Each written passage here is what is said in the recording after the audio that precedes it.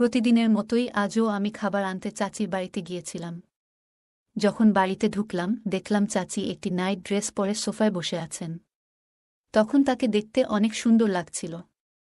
আমি চাচিকে খাবার প্যাক করতে বললাম। চাচি হেসে বললেন, খাবার পরে নিয়ে যেও, তার আগে একটু আমার পায়ের ব্যথা দূর করে দাও। আজ কেন জানি না আমার পা খুবই ব্যথা করতেছে। আমি কিছুটা অবাক হয়ে বললাম, চাচি, আপনি কি বলছেন? চাচি মৃদু হেসে বললেন, চিন্তা করো না, এখানে কেউ নেই, আর তোমার চাচা দোকানে আছেন। আমি সেখানে বসে চাচির পা টিপতে শুরু করলাম। তখন তিনি সুন্দর একটি নাইট ড্রেস পরেছিলেন। তখন আমার দৃষ্টি নিচের দিকে ছিল। কিছুক্ষণ পর চাচি মৃদু স্বরে বললেন, আচ্ছা কুনাল, তোমার কি কোনো বন্ধু আছে যাকে তুমি খুব পছন্দ করো? আমি একটু অবাক হয়েই চাচির কথায় বললাম, চাচি, আপনি কি বলতে চাইছেন ঠিক বুঝতে পারছি না। চাচি হেসে বললেন, আরে বোকা, আমি জানতে চাইছিলাম তোমার কি কোনো ঘনিষ্ঠ বন্ধু আছে বা কারো সাথে বিশেষ বন্ধুত্ব। আমি হেসে বললাম, চাচি, আমি সে রকম ধরনের ছেলে নই। আর এই ধরনের বন্ধুত্ব বা সম্পর্ক তো বেশিরভাগই সচ্ছল মানুষদের জন্য, আপনি তো আমাদের পরিবারের অবস্থা জানেন। চাচি তখন বললেন, তাহলে কি এখনও একেবারে একা আছো? এই কথা শুনে আমি কিছুটা লজ্জিত হলাম। চাচি একটু মৃদু হেসে বললেন, তোমার কি কখনো মনে হয় না জীবনে কিছু আনন্দ নিয়ে আসার? আমি কিছুটা দ্বিধাগ্রস্ত হয়ে বললাম, চাচি, আমি বুঝতে পারছি না আপনি ঠিক কি বলতে চাইছেন। চাচি আবার বললেন, আরে বোকা, সবকিছু কি আমাকেই খুলে বলতে হবে? এত ভালো দেখতে হয়েও একেবারে বাচ্চাদের মতো ভাবনা তোমার। আজ আমি তোমাকে কিছু বিষয় শিখিয়ে দেব। এই বলে চাচি আমাকে তার ঘরে নিয়ে গিয়ে। বন্ধুরা, আজকের গল্পটা অনেক বেশি স্পেশাল। আশা করছি গল্পটা তোমাদের ভালো লাগবে। আর দয়া করে গল্পগুলো ভালো লাগলে ভিডিওটি লাইক, শেয়ার এবং চ্যানেলটি সাবস্ক্রাইব করো প্লিজ। আমার শৈশবটা ছিল কিছুটা কষ্টকর। পারিবারিক অবস্থার জন্য আমি এক দূরের আত্মীয়ের কাছে কাজ করতে এসেছি। বয়সে তিনি আমার থেকে অনেক বড়, তাই আমি তাকে চাচা বলে ডাকি। তিনি আমার আপন চাচা ছিলেন না। প্রায় ৩ বছর আগে যখন এখানে এসেছিলাম তখন আমার বয়স ছিল মাত্র ১৬। সেই সময় থেকেই আমি এখানে দায়িত্ব নিয়ে কাজ করে যাচ্ছি, আর নিজের সততা আর পরিশ্রম দিয়ে তাদের বিশ্বাস অর্জন করেছি। চাচা আমাকে খুব আন্তরিকভাবে দেখেন এবং আমার উপর ভরসা করেন। আর চাচি আমাকে তার ছেলের মতো ভালোবাসে। কিন্তু সেই ভালোবাসা পরবর্তীতে আমার জীবনের কাল হয়ে যায়। চাচার পরিবার খুব বড় নয়। তার একটি পুত্র ও ২টি কন্যা রয়েছে এবং স্ত্রীও বয়সে খুব কম। চাচার বয়স প্রায় ৩৮ বছর, আর তার স্ত্রীর বয়স ২৫ বছর। তাদের পরিবারের বয়সের পার্থক্য বা অন্য কোনো বিষয়ে আমি বেশি কিছু জানি না। বড় মেয়ের বয়স ১০, ছোট মেয়ের বয়স ৮, আর তাদের পুত্রের বয়স মাত্র ৭ বছর। চাচার ব্যবসাও বেশ ভালো চলে, যার ফলে তাদের পরিবারের জন্য প্রয়োজনীয় সবকিছু সহজেই মেলে। এই পরিবারের সাথে আমার সম্পর্কটা এমনই যে আমি তাদের এক সদস্যের মতোই মিশে গেছি। পরিবারের জন্য প্রয়োজনীয় কেনাকাটার বেশিরভাগ দায়িত্ব আমার উপর। আমার উপস্থিতি বা চলাফেরায় তারা কখনোই কোনো বিধিনিষেধ দেয় না। এখানেই যেন আমার এক নতুন জীবন শুরু হয়েছিল। সবকিছু বেশ ভালোভাবেই চলছিল, আর প্রতিদিনের মতো সেদিনও আমি বাড়ির জন্য প্রয়োজনীয় জিনিসপত্র নিয়ে চাচার বাসায় পৌঁছাই। কয়েকবার দরজায় কড়া নাড়লাম, কিন্তু কেউ সাড়া দিল না বা দরজাও খুলল না। কিছুক্ষণ অপেক্ষার পর দরজাটায় একটু চাপ দিয়ে দেখলাম এবং বুঝলাম এটি বন্ধ নয়। এরপর আমি নিজেই দরজা খুলে ভেতরে ঢুকে পড়লাম এবং জিনিসগুলো রাখার জন্য রান্নাঘরের দিকে এগিয়ে গেলাম। রান্নাঘরের কাছে পৌঁছানোর পর আমি হঠাৎ পাশের বাথরুম থেকে কিছু অদ্ভুত শব্দ শুনতে পেলাম। শব্দগুলো ঠিক কোনো কান্নার শব্দের মতো ছিল না, বরং অন্যরকম। তখনও আমি ঠিক বুঝতে পারছিলাম না এই ধরনের শব্দ কেন আসছে। কিছুক্ষণ সেখানে স্থির হয়ে দাঁড়িয়ে রইলাম, কিন্তু শব্দগুলো আরও স্পষ্ট হয়ে উঠতে লাগল। বিষয়টি খুব রহস্যময় মনে হচ্ছিল। অবশেষে আমি বাথরুমের দিকে এগিয়ে গেলাম। কিন্তু ঠিক তখনই শব্দগুলো হঠাৎ বন্ধ হয়ে গেল। তারপর আমি পুনরায় রান্নাঘরে ফিরে গিয়ে জিনিসগুলো রাখলাম। যখন বের হওয়ার জন্য দরজা দিয়ে বেরোচ্ছি, তখনই বাথরুমের দরজাটি খুলল, আর ভেতর থেকে একজন বেরিয়ে এলো। হঠাৎই দেখি চাচি বাথরুম থেকে বের হচ্ছেন। তিনি যখন আমাকে দেখলেন তখন কিছুটা অপ্রস্তুত এবং বিব্রত হয়ে আমার দিকে রেগে তাকালেন ও বললেন, তুমি কখন ভেতরে এলে? আমি কিছুটা ভয় পেয়ে গিয়ে মৃদুস্বরে বললাম, চাচি, আমি তো বাইরে অনেকক্ষণ দাঁড়িয়ে দরজা নক করছিলাম। কেউ যখন সাড়া দিল না, তখন দরজা খোলাই ছিল বলে নিজেই ঢুকে এলাম। আমার এই কথায় চাচি আর কিছু বললেন না এবং কিচেনের দিকে চলে গেলেন। সেদিন বাসায় শুধু চাচিই ছিলেন। পরে তিনি খাবার প্যাক করে দিলেন, আর আমি সেটি নিয়ে দোকানের দিকে রওনা দিলাম, কিন্তু দোকানে যাওয়ার পরেও মনটা কিছুতেই ঠিক হচ্ছিল না। বারবার ভাবছিলাম, আসলে চাচি কেন বাথরুমে এমন ছিলেন? আর অদ্ভুত সেসব শব্দই বা কেন আসছিল? পুরো দিন ভেবে কোনো কুলকিনারা করতে না পেরে অবশেষে সেই ভাবনা মন থেকে সরিয়ে রেখে কাজে মনোযোগ দিলাম, কিন্তু পরদিন আবার যখন খাবার আনতে চাচির বাড়িতে গেলাম, তখন কিছুটা অন্যরকম লাগল। চাচি যেন একটু আলাদা ভঙ্গিতে তাকাচ্ছিলেন, যা গত ৩ বছরে কখনো দেখিনি। যতক্ষণ আমি সেখানে ছিলাম তার দৃষ্টি যেন আমার দিকেই স্থির ছিল। কিছুক্ষণ পর তিনি খাবার প্যাক করে আমাকে দিলেন। আমার চাচি অনেক ভালো মনের মানুষ ছিলেন। চাচি খাবার প্যাক করে আমার হাতে দিলেন, আর আমি দরজার দিকে এগোতে লাগলাম। হঠাৎ পিছন থেকে চাচি আমাকে ডেকে দাঁড় করালেন। আমি ঘুরে দাঁড়ালাম আর বললাম, জি চাচি, বলুন। তিনি হালকা হাসি দিয়ে আমার দিকে তাকিয়ে আমাকে স্নেহের সঙ্গে আলিঙ্গন করলেন। তার এমন আচরণে আমি কিছুটা অবাক ও বিব্রত হয়ে পড়লাম। কিছুক্ষণ পর তিনি আমাকে ছেড়ে দিয়ে মৃদু হেসে বললেন, তুমি এখন বেশ বড় হয়ে গেছ, আর অনেক সুন্দরও লাগছে। তবে এই কথা যেন তোমার চাচাকে বা অন্য কাউকে না বলো। আমি মাথা নেড়ে তার কাছ থেকে বিদায় নিয়ে বের হয়ে এলাম, কিন্তু সারা পথ জুড়ে ভাবছিলাম আসলে আজ চাচির এমন আচরণের কারণ কি হতে পারে। দোকানে পৌঁছালেও আমার মনটা কাজের মধ্যে ঠিকঠাক বসছিল না। কিছুটা অস্বস্তি অনুভব করছিলাম, কিন্তু ভেতরে ভেতরে হাসিও পাচ্ছিল। পরের দিন রবিবার ছিল, আর সেদিন চাচা দোকান বন্ধ রাখতেন, তাই পুরো দিনটা বাড়িতেই কাটালাম। সোমবার সকালে দোকানে পৌঁছাতেই চাচা বললেন, তোমার চাচি কিছু বাজারের জিনিস আনতে বলেছে, তুমি একবার বাড়িতে গিয়ে দিয়ে এসো। তার কথা শুনে আমি খুশি মনে চাচার বাড়ির দিকে রওনা হলাম। বাড়িতে গিয়ে দরজায় কড়া নাড়লাম আর অপেক্ষা করতে লাগলাম। চাচি দরজা খুললেন, কারণ তার বাচ্চারা তখন স্কুলে গেছে। তিনি আমাকে দেখে বললেন ভেতরে আসতে, আর আমি ঘরে ঢুকলাম। তিনি দরজা বন্ধ করে ভেতরের ঘরের দিকে চলে গেলেন, কিন্তু আমি বারান্দায় দাঁড়িয়ে রইলাম। কিছুক্ষণ পর তিনি আমায় ডেকে বললেন, ওখানে দাঁড়িয়ে আছো কেন? ভেতরে এসো। তার কথা মতো আমি ঘরে ঢুকে গেলাম। প্রথমে তিনি একটু হাসলেন, তারপর বললেন, তুমি বসো, আমি এক্ষুনি আসছি, বলে বাইরে চলে গেলেন। আমি সোফায় বসে তার জন্য অপেক্ষা করতে লাগলাম। কিছুক্ষণ পর তিনি 2 কাপ চা হাতে নিয়ে ঘরে ফিরলেন। একটি কাপ আমার দিকে বাড়িয়ে দিল। আমি বললাম, চাচি, এত কষ্ট করার কি দরকার ছিল? তিনি হেসে বললেন, চা খেয়ে নাও, সকালের দিকে কিছু শক্তি দরকার হবে তোমার। আমি একটু অবাক হয়ে ভাবতে লাগলাম, তিনি কেন এমন বলছেন। আমরা দুজনে চা খেতে খেতে তিনি মৃদু স্বরে বললেন, সেদিনের কথা তো আর কাউকে বলনি, তাই তো? আমি বুঝতে পারলেও ভান করলাম কিছু বুঝিনি। বললাম, কোনো কথা বলছেন চাচি? তিনি হেসে বললেন, আরে মনে নেই? সেদিন যখন তুমি খাবার নিতে এসেছিলে, আর বিদায়ের সময় তোমাকে একটু আলিঙ্গন করেছিলাম।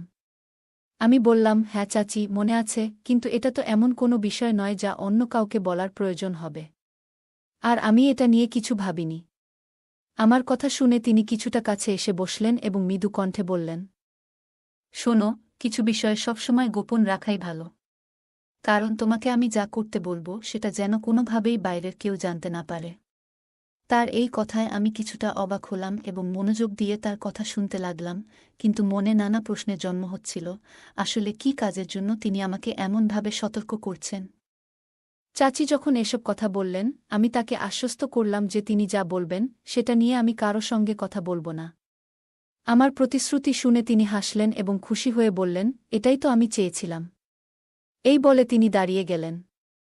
তবে তখনই আমি অবাক হলাম, যখন চাচি আমাকে তার পায়ের ব্যথা কমানোর জন্য হালকা মালিশ করতে বললেন। তিনি বললেন, আজ বাড়ির অনেক কাজের পর বেশ ক্লান্ত লাগছে, কুনাল, তুমি একটু পায়ে মালিশ করে দাও, যাতে ব্যথা তাড়াতাড়ি দূর হয়। আমি বিস্মিত হয়ে বললাম, চাচি, এ আপনি কি বলছেন? তিনি হেসে বললেন, চিন্তা করো না, এখানে কেউ নেই, তোমার চাচা তো দোকানে আছেন। আমি শান্তভাবে বসে তার পায়ে মালিশ করতে লাগলাম। আর আমার নজর নিচু ছিল। কিছুক্ষণ পর তিনি বললেন, আচ্ছা কুনাল, তোমার কোনো বন্ধুবান্ধবী আছে কি? আমি কিছুটা অবাক হয়ে বললাম, বন্ধু? বুঝলাম না, চাচি। আপনি কি বলতে চাইছেন? তিনি মৃদু হাসিতে বললেন, আরে বোকা, মানে কোনো বিশেষ বন্ধু আছে কি, যাকে তুমি একটু বেশি পছন্দ করো? আমি কিছুটা লজ্জা পেয়ে বললাম, চাচি, আমি সে ধরনের মানুষ নই, আর তাছাড়া আমাদের আর্থিক অবস্থাও তো আপনার জানা। এসব বিষয়ে বড়লোকদের জন্য। চাচির প্রশ্নের আমার এমন সরল উত্তর শুনে তিনি হেসে উঠলেন, আর আমি তার কথাগুলো ভেবে কেমন একটা অদ্ভুত অনুভূতি করতে থাকলাম। আমার চাচি অনেক ভালো মনের মানুষ ছিলেন, আর তিনি অনেক সুন্দরও ছিলেন। কিন্তু আমি তাকে কখনো সেভাবে দেখিনি। আমি তাকে আগে থেকেই অনেক সম্মান করতাম। চাচি বললেন, তাহলে তুমি এখনও অবিবাহিতই রয়ে গেছ? এই বলে তিনি হাসতে লাগলেন। তার কথা শুনে আমি কিছুটা লজ্জায় পড়ে গেলাম। এরপর তিনি জিজ্ঞাসা করলেন, আচ্ছা, তোমার কি কখনো মনে হয় না যে কারো সঙ্গে বিশেষ সম্পর্ক থাকা উচিত, যেমন বেস্ট ফ্রেন্ড? আমি অবাক হয়ে বললাম, চাচি, আপনি কি বলছেন? আমি কিছু বুঝতে পারছি না। তিনি হাসি দিয়ে বললেন, তোমার মধ্যে এখনো বুঝতে শেখার বয়সটাই আসেনি। তুমি তো দেখতে শক্ত সমর্থ, কিন্তু মনটা এখনো বাচ্চাদের মতো। আমি তার কথায় কিছুটা ঘাবড়ে গিয়েছিলাম। বললাম, চাচি, দেরি হয়ে যাচ্ছে, দোকানে যাই। কিন্তু তিনি হেসে বললেন, এত তাড়াহুড়ো কিসের? একটু বসো। এই বলে আমাকে কাছে টেনে নিলেন এবং বললেন, তুমি কি জানো তোমার চাচা কতটা বয়স্ক? আমাদের মধ্যে বয়সের কত ফারাক। এই বলে তিনি একটু নীরবে আমার দিকে তাকালেন এবং বললেন, একটু পায়ের ব্যথা হচ্ছে, তাই একটু তেল দিয়ে মালিশ করে দেও। আমি কিছুটা সংকোচ বোধ করলেও তার কথায় সম্মতি জানালাম। তিনি তখন আরাম করে বসে বললেন, শরম কিসের?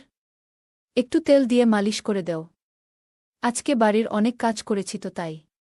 তার এই সরল ও হাস্যোজ্জ্বল কথাগুলো শুনে আমি কিছুটা দ্বিধায় ছিলাম, তবে সেই মুহূর্তে বুঝতে পারছিলাম না কিভাবে প্রতিক্রিয়া দেখাব। চাচি আমার চুলে আলতো করে হাত বুলিয়ে বললেন, তোমার চাচা তো সারাদিন কাজ করে ফিরে এসে ঘুমিয়ে পড়েন, আমার কথা ভাবেন না। আমি এখনো বেশ তরুণী, আমার জন্য তো জীবনে কিছু আনন্দ থাকা উচিত, বলো? তার কথা শুনছিলাম, কিন্তু পুরোটা যেন মাথায় ঢুকছিল না। হঠাৎ তিনি আমার হাত ধরে আমাকে পাশে বসিয়ে নিলেন। তার পাশে বসে থাকতে অদ্ভুত একটা অনুভূতি হচ্ছিল। আর তার নানা ধরনের কথা শুনে যেন ভিতরে কিছুটা অস্বস্তি কাজ করছিল। একসময় অনুভব করলাম যেন নিজেকে পুরোপুরি সামলে রাখতে পারছি না, এবং অস্থিরতার মাঝে একটু ঘামতে শুরু করলাম। তবে চাচির মুখে আনন্দের আভাস স্পষ্ট ছিল। তিনি হাসি দিয়ে বললেন, অনেক দিন পর মনে হচ্ছে মনটা একটু শান্তি পেল তোমার সাথে কথা বলে। কুনাল, তুমি নিশ্চয়ই ভালো আছো? তার এই প্রশ্নের জবাবে আমি নিরুত্তর থেকে নিচের দিকে তাকিয়ে রইলাম। মনে হচ্ছিল এই অভিজ্ঞতায় আমার ভেতরের অনেক কিছুই বদলে গেছে। পরদিন যখন আমি আবার খাবার আনতে চাচির কাছে গেলাম, তার ব্যবহার এবং কথাবার্তা আগের দিনের মতোই যেন কিছুটা আলাদা লাগছিল।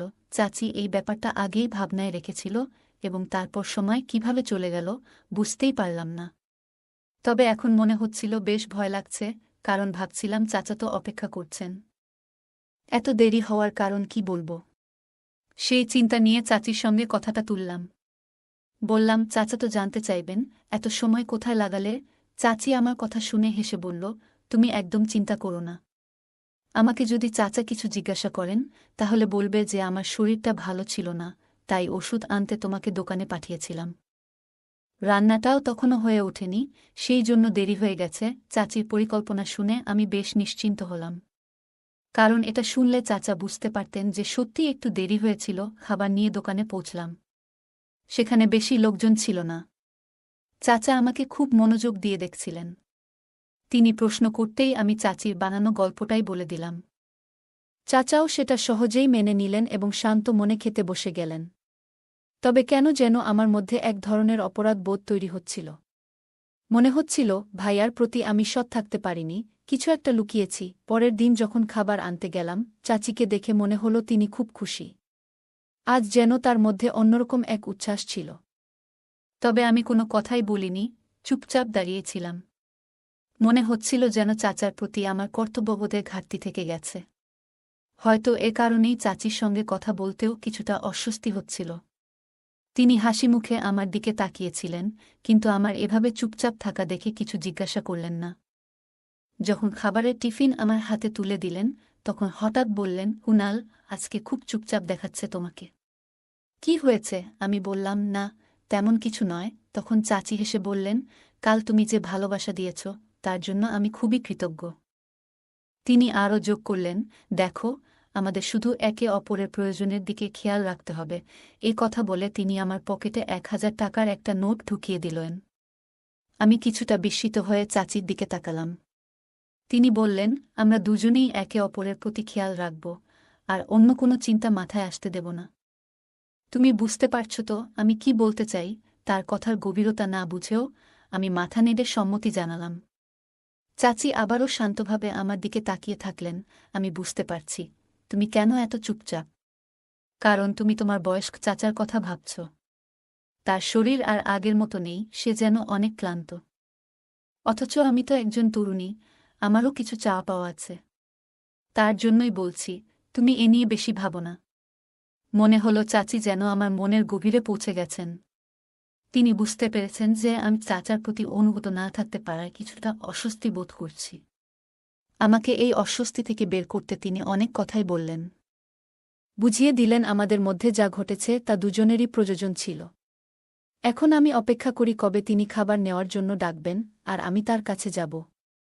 এরপর একদিন যখন খাবার আনতে গেলাম, চাচি আমাকে বললেন, এত অল্প সময়ে আর ভালো লাগছে না, চেষ্টা করো যেন একদিন পুরো সময় বের করতে পারো, যাতে আমরা একটু নিরিবিলিতে কথা বলতে পারি। আমি বললাম, কিন্তু এত সময় বের করা তো আমার জন্য কঠিন। তখন চাচি বললেন, ঠিক আছে, আমি নিজেই কিছু একটা ব্যবস্থা করি। পরের দিন যখন চাচির বাড়িতে গেলাম, তাকে খুব খুশি দেখাচ্ছিল।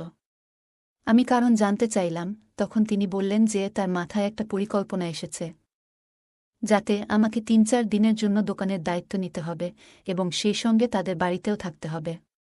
আমি চাচির কাছে জিজ্ঞাসা করলাম, কিন্তু এটা কিভাবে সম্ভব? তখন তিনি বললেন, তোমার চাচাকে আমি কয়েকদিনের জন্য অন্য শহরে পাঠাতে পারি।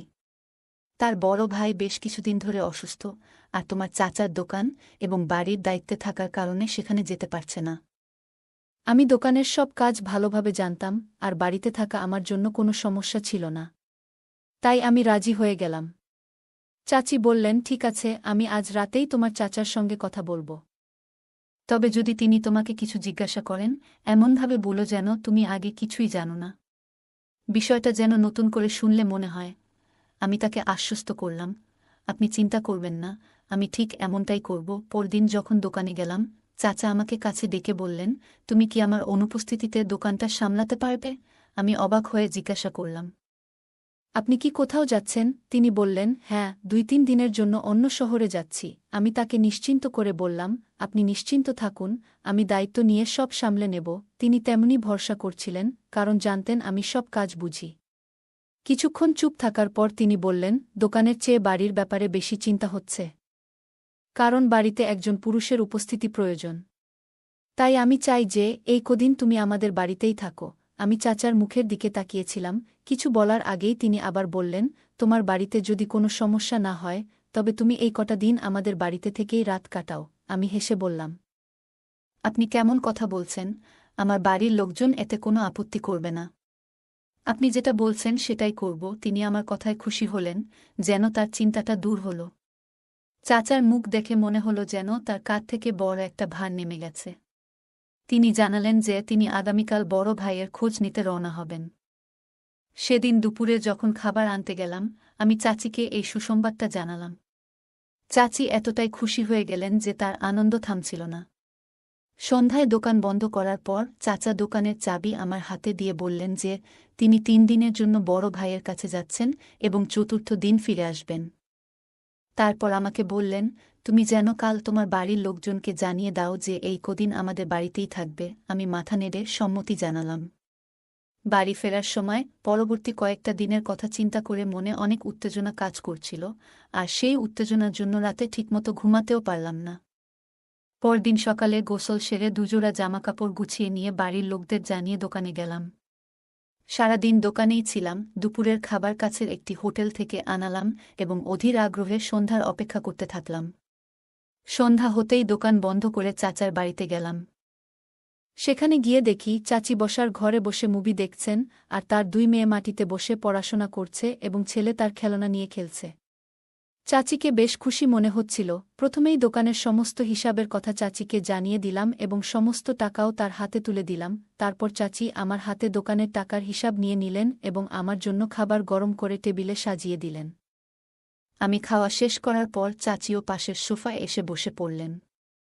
তিনি বললেন, এই বাড়িটা নিজের মতো করে ভাবো, কিন্তু বড় মেয়ে বইয়ের পাতার ফাঁক দিয়ে বারবার আমার দিকে তাকাচ্ছিল। চাচির সন্তানরা আমাকে চিনত এবং আমার সাথে বেশ স্বাচ্ছন্দ্য বোধ করত। তবে এটা প্রথমবার আমি এই সময়ে তাদের বাড়িতে এসেছি। তাই হয়তো কিছুটা অবাক হয়েছিল। চাচার বড় মেয়ে বেশ বুদ্ধিমতী, সে জানত তার বাবা বাড়িতে নেই, তাই আমি এখানে থাকব যতদিন না তিনি ফিরে আসেন। আমি কিছুক্ষণ বসেছিলাম, হঠাৎ চাচির ছেলে তার খেলনা ফেলে আমার কোলে উঠে এলো। আমার কোলে কিছুক্ষণ খেলার পরই ঘুমিয়ে পড়ল। চাচি ছেলেটিকে নিতে আমার কাছে এলেন, আর আমি চাচির মেয়ের দিকে তাকালাম যে সে মায়ের এই ঘনিষ্ঠতা লক্ষ্য করছে কিনা। তবে সে নিজের কাজে ব্যস্ত ছিল। ছেলেটিকে কোলে তুলে নিয়ে চাচি বললেন, চলো তোমার ঘরটা দেখিয়ে দিই। আমি চুপচাপ উঠে তার পেছনে চললাম। তিনি প্রথমে তার ছেলেকে নিজের ঘরে শুইয়ে দিলেন। তারপর এক ঘর ছেড়ে পাশের কক্ষের দরজা খুলে বললেন, এটাই তোমার ঘর। চাচি হাসি মুখে বললেন, এখানে কেউ তোমাকে বিরক্ত করবে না, শুধু আমি ছাড়া, বলে তিনি এক চোখ টিপ দিলেন। আমি মৃদু হেসে তার দিকে তাকালাম। আমার পাশের ঘরটাই ছিল তার মেয়েদের থাকার ঘর। ঘরটা দেখে আমরা আবার ড্রয়িং রুমে ফিরে এলাম। চাচি আর আমি বিভিন্ন বিষয়ে গল্প করতে করতে সময় কাটালাম। রাত 10টার দিকে চাচি তার মেয়েদের ঘুমাতে যেতে বললেন। আমিও ঘুমানোর কথা বলে উঠে দাঁড়ালাম, যদিও সত্যি ঘুমানোর ইচ্ছে ছিল না। আসলে মেয়েদের দেখানোর জন্যই ঘুমানোর ভান করেছিলাম। আমি নিজের ঘরে শুয়ে পড়লাম, কিন্তু রাত প্রায় 12টা নাগাদ দরজায় হালকা শব্দ শুনলাম। অবাক হয়ে দেখি চাচি ঘরে ঢুকলেন। কাছে এসে বললেন, আমার ঘরে একটু এসো। তিনি আমাকে তার ঘরে নিয়ে গেলেন এবং দরজাটা বন্ধ করলেন। কিছুক্ষণ পরে চাচা আচমকা ঘরের এক কোণ থেকে বেরিয়ে এলেন। চাচা এসে আমার দিকে রেগে তাকালেন এবং পাশে দাঁড়িয়ে থাকা চাচিকে সরিয়ে দিলেন। চাচা কিছুদিন ধরেই আমাদের উপর সন্দেহ করছিলেন, যদিও তার সন্দেহের কারণটা তখনও আমি পুরোপুরি বুঝতে পারিনি। প্রায়ই দোকানে খাবার পৌঁছে দিতে আমার একটু দেরি হয়ে যেত। তবে সেটা নিয়ে যে চাচা এতটা সন্দেহ করবেন, তা ভাবতে পারিনি।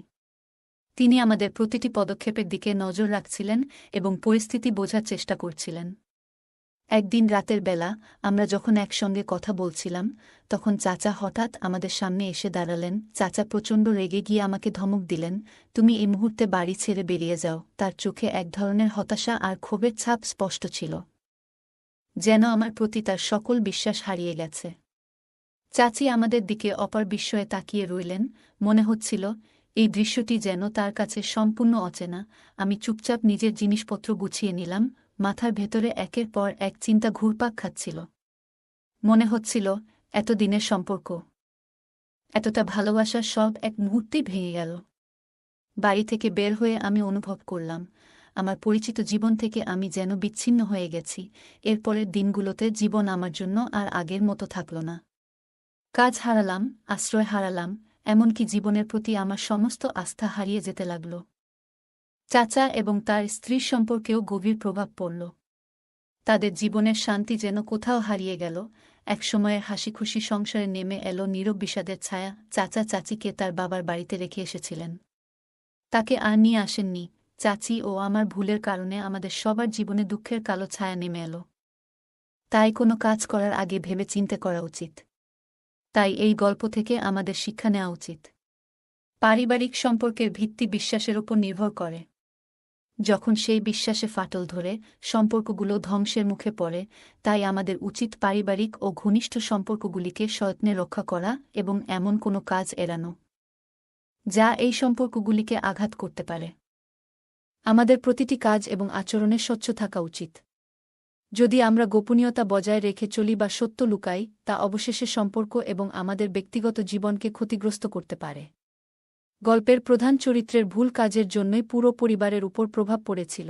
আমাদের প্রতিটি কাজেরই একটি পরিণাম থাকে, যা শুধু আমাদের নয়, আশেপাশের মানুষদের উপরও প্রভাব ফেলে। সুতরাং কোনো কাজ করার আগে সেটির সম্ভাব্য ফলাফল নিয়ে ভাবা উচিত।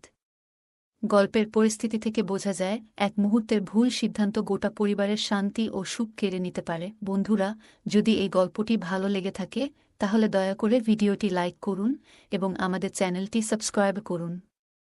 পাশে থাকা বেল আইকনটি প্রেস করুন, যাতে করে আমরা যখনই নতুন ভিডিও আপলোড করি, তার নোটিফিকেশন সবার আগে আপনার কাছে পৌঁছে যায়। ধন্যবাদ, দেখা হবে আমাদের পরবর্তী ভিডিওতে।